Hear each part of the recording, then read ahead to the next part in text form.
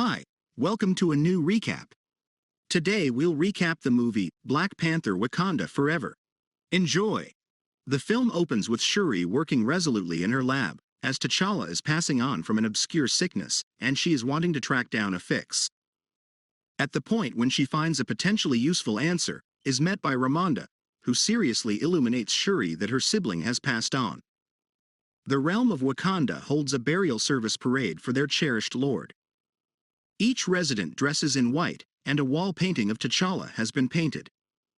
Shuri and Ramonda bring T'Challa's coffin out until a boat shows up to convey him up. Shuri takes one final second to sob over her sibling's coffin while the realm does the Wakandan salute. After 1 year, Ramonda shows up at the unified countries. The U.S. Secretary of State rebukes Wakanda for not satisfying their commitments of engaging in common issues. The French SOS additionally takes note of that they accept the Wakandans are keeping vibranium for building weapons of mass annihilation.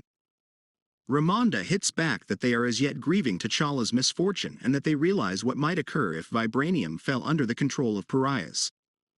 The night prior to, an effort office in Mali was penetrated by soldiers of fortune attempting to get vibranium, yet they were met by Dora Milaje champions drove by Okoye, every one of whom continued to debilitate them quickly.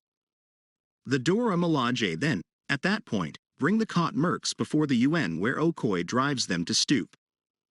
Before they leave, Ramonda cautions that any rehashed endeavors, for example, this will be met with a savage reaction. In the Atlantic Ocean, a CIA group drove by Dr. Graham works with a vibranium identifying machine. Two jumpers go submerged and find that their mining drill has been destroyed, not long before the two are taken and killed by inconspicuous assailants. Minutes after the fact, a clan of blue-cleaned individuals, Talokans, arise and continue to go after the boat, killing individuals installed. Dr. Graham and her partner endeavor to escape in a helicopter, however the Talokan pioneer Namor gets the helicopter and throws it into the sea.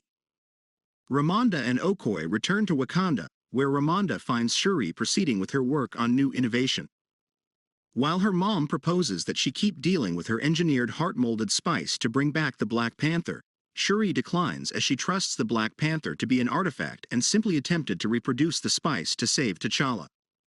Ramonda then carries Shuri by the water to attempt to consume their stylized attires to end the grieving timeframe and start to observe T'Challa's life. Shuri communicates outrage at the world for her siblings' passing. Minutes after the fact, they are met by Namor, who lets Ramonda and Shuri know that he was not content with T'Challa's choice to open Wakanda to the remainder of the world, since this left his realm open and powerless against assailants since Talokans additionally have vibranium. Namor orders them to find and bring to him the researcher that made the vibranium identifying machine, or he will go after Wakanda. He additionally tells them not to tell the others about his reality. Ramonda requests that Okoye go to track down the researcher, however Shuri follows along regardless of her mom's complaints. She and Okoye travel to Virginia to track down Everett Ross, where they get some information about the researcher. Shockingly, Ross illuminates them that the researcher is a young person at MIT named Riri Williams. Shuri goes to Riri's apartment and illuminates her that she really wants to go with them, while likewise discovering that her vibranium recognizing machine was only a class project that the CIA obtained. Riri doesn't completely accept that the desperation until Okoye jumps out of her washroom and makes Riri go with them. Riri drives Shuri and Okoye to her carport where she deals with her activities. Before long, FBI specialists show up at the carport, compelling the women to get a move on escape. Riri gets her own iron protection suit that helps her fly, while Shuri and Okoye endeavor to drive away. A robot pursues them, however Riri takes off to the point of shooting it down before she runs out of oxygen. The robot then crashes north of a few cop vehicles, permitting Shuri and Okoye to continue onward. Sadly, they are halted when the Talokans corner them on an extension and toss a water bomb at them, making Shuri black out. Riri likewise crashes upon the scene, and the Talokans endeavor to catch her, yet Okoye takes part fighting with them, apparently killing 3 warriors prior to confronting the overall Atuma. He almost kills her with her own lance until she stuns it no longer any of his concern, and the other 3 Talokans rise safe. At the point when Okoye endeavors to keep battling, she is knocked off the scaffold. Shuri recaptures cognizance and advises the Talokans to take her with them, so they take her and Riri. Ross goes to the crime location on the scaffold the following day, where he is met by Contessa Valentina de Fontaine, as she is presently overseer of the CIA, and furthermore Ross's ex. Ross finds Shuri's Komoyo beads and furtively takes them with him.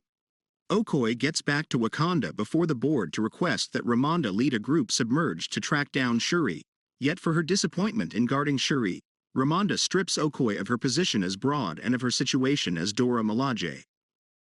Ramonda goes to Shuri's lab and requests that her man-made intelligence Griot track Shuri's globules.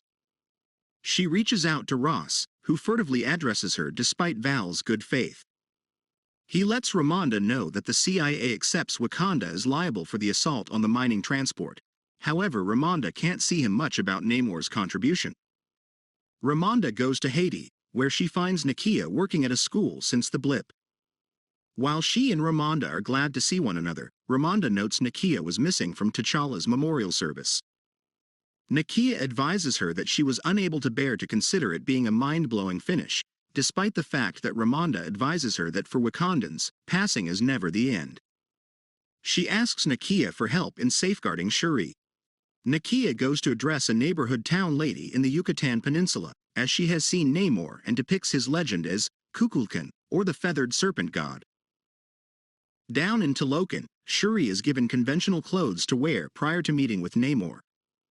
He starts to tell her his origin story. In 1571, his mom was essential for a town that had been tormented by smallpox after the appearance of Spanish conquerors. Individuals went to the god Chak for salvation. They found a blue material submerged that they ingested to fix them of their infirmities, yet while it eliminated their infections, it turned their skin blue and constrained them submerged since they could never again inhale air. Namor was conceived not the same as the others, with wings on his lower legs, and the capacity to inhale ashore and submerged. His mom passed on grief-stricken because of missing her life on a superficial level, and when he went to cover her, he found the conquerors striking and subjugating the residents. Namor and the Talokans went after, with one minister alluding to Namor as un niño sin amor, a kid without affection, and that is where he got his name, since he has no adoration for the surface world.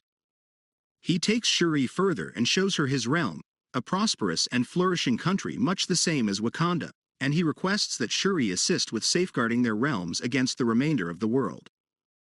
Nakia starts her main goal to recuperate Shuri and Riri.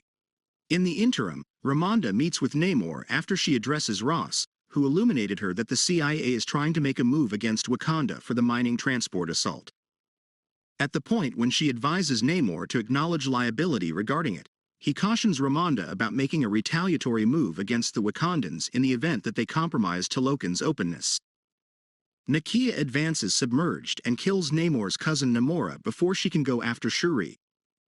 Another Talokan fighter snatches Shuri, however Nakia hits her with a deadly sonic impact. She escapes with Shuri and Riri, however Namor finds the fighter as she kicks the bucket, accepting it as an assault on Wakanda's part, so he drives his champions to strike back. In the city, Nakia reunites with Okoye, however they before long see the region flooding before they understand they are enduring an onslaught. The Talokans start to water bomb the city, flooding the spots and obliterating structures. M'Baku drives his Jabari champions fighting while Shuri endeavors to retaliate with her tech. Namor comes to the castle and water bombs it intensely, making Ramonda and Riri sink. Namor orders Shuri to go along with them in the assault against the surface world, or Wakanda will be totally obliterated. Ramonda figures out how to pull Riri to the surface, yet they are both oblivious. The Dora Milaje figure out how to restore Riri, yet Ramonda is gone. A memorial service is held for Ramonda. M'Baku endeavors to support Shuri and offer direction, as T'Challa mentioned of him. However, she is grieving the deficiency of her entire family. In the meantime, Val has Ross captured subsequent to learning he was conversing with Ramonda covertly. While the remainder of Wakanda gears up for Namor's return, Shuri completes work on her Midnight Angel, suits for Okoye and one more Dora Milaje champion, Annika, while Riri deals with her own iron suit. Shuri finds that the wristband that Namor gave her contains a material that the Talokans used to live submerged, which she blends in with T'Challa's DNA to make a manufactured heart-formed spice effectively. With Nakia and Okoye, Shuri ingests the spice and goes into the ancestral plane, wanting to see Ramonda to give her direction. All things considered, she is met by an undesirable presence, Killmonger. He makes sense of that she sees him since she is being driven by her craving for vengeance against Namor for her mom's demise and her displeasure regarding her siblings' passing, expressing that she is very much like him. Killmonger additionally says T'Challa was excessively respectable and would have likewise decided to save Namor as he did Zemo after his dad was killed. At the point when Shuri awakens, she can't let Nakia know that she saw Killmonger and feels that her mom and sibling deserted her. Be that as it may, she realizes it is currently dependent upon her to lead the realm in fight, so she goes to track down her own protective cap. As the clans are discussing their best course of action, a boat soars over, and Shuri slides without precedent for her new Black Panther outfit. M'Baku gladly pronounces that the Black Panther lives. Shuri then gives everybody a discourse about what they need to do straight away. Shuri and Riri think of an arrangement for drawing Namor toward a dry region to debilitate him so he might be crushed. The Wakandans board a boat to get ready for the fight to come, and they convey a sign from another vibranium distinguishing machine to bait the Talokans to them. They take part in their standoff, with the Talokans endeavoring to board the boat while Dora Milaje and Jabari heroes retaliate. Riri arises in her new Ironheart covering suit while Okoye and Annika fly in with their Midnight Angel suits. Namor gets sufficiently high for Riri to hit him with an impact, and Shuri gets him in her boat to start vanishing the water on his skin. Riri is gone after by Namora while Okoye has a rematch with Atuma. Riri shoots Namora into the sea while Okoye thumps Atuma off the boat. Namor endeavors to break the boat with his lance, yet Shuri battles him with her suit. Shuri attempts to have the boat fly toward the desert, yet Namor prevails with regards to separating it and annihilating it, making them crash. Shuri and Namor proceed with their battle, with Namor actually having sufficient solidarity to beat Shuri and skewer her. Thinking on Killmonger's words, Shuri can free and recuperate herself prior to returning to battling Namor. She utilizes the exhaust from her boat to fire sufficient intensity toward Namor to debilitate him harshly.